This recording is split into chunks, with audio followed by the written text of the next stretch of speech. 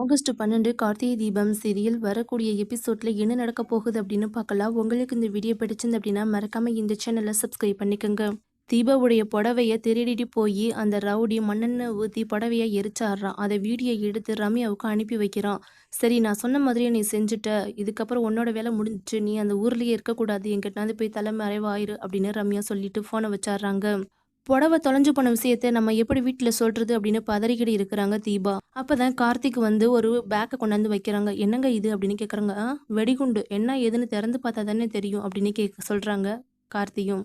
அதுக்கப்புறமா தீபா அந்த பேக்கை எடுத்து பார்க்குறாங்க. அதுக்குள்ள தீபா ஆசைப்பட்ட அந்த ப்ளூ கலர் புடவை இருக்குது. அதை பார்த்துட்டு சந்தோஷத்துல வீட்டில் இருக்கிற எல்லாருமே கூப்பிட்டு அந்த புடவைய கொண்டுட்டு வந்து ஹால்ல காமிக்கிறாங்க.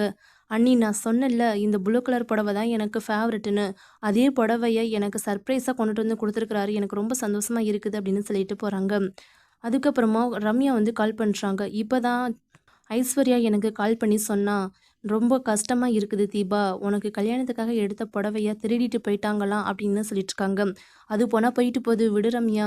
எனக்கு இதை விட ரொம்ப சந்தோஷமான விஷயம் என்னன்னு கேள, நம்ம புடவை எடுக்கையில் அந்த ப்ளூ கலர் புடவை தானே எனக்கு பிடிச்சிருக்குதுன்னு சொன்னேன். அப்போ கார்த்தி கூட பச்சை கலர் புடவைன்னு சொன்னார்ல, இப்போ எனக்காக அந்த ப்ளூ கலர் புடவைய கிஃப்டாக வாங்கிட்டு வந்து கொடுத்துருக்குறாரு. எனக்கு எவ்வளோ சந்தோஷமா இருக்குது தெரியுமா" அப்படின்னு சொல்லிட்டு இருக்காங்க. என்ன நம்ம ஒன்று நினச்சா இங்கே ஒன்று நடந்துக்கிட்டு இருக்குது.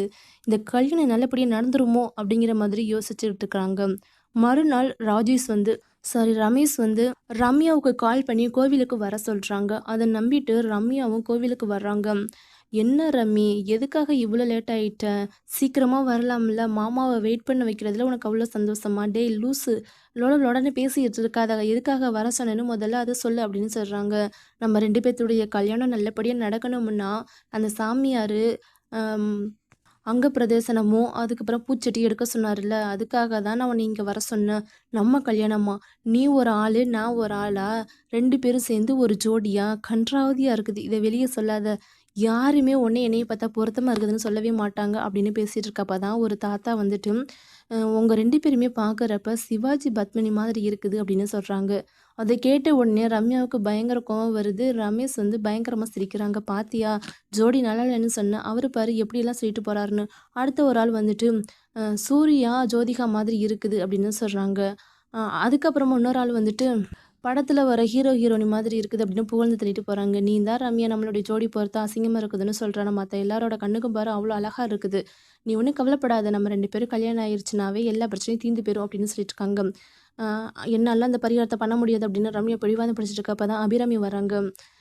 ரம்யா, எனக்காக நீனு பரிகாரம்லாம் செஞ்ச, இப்போ உன் ஃப்ரெண்டு தீபாவுடைய கல்யாணம் நல்லபடியாக நடக்கணும்னு பரிகாரம் செய்கிறதுக்காக வந்திருக்குது அப்படின்னு கேட்குறாங்க.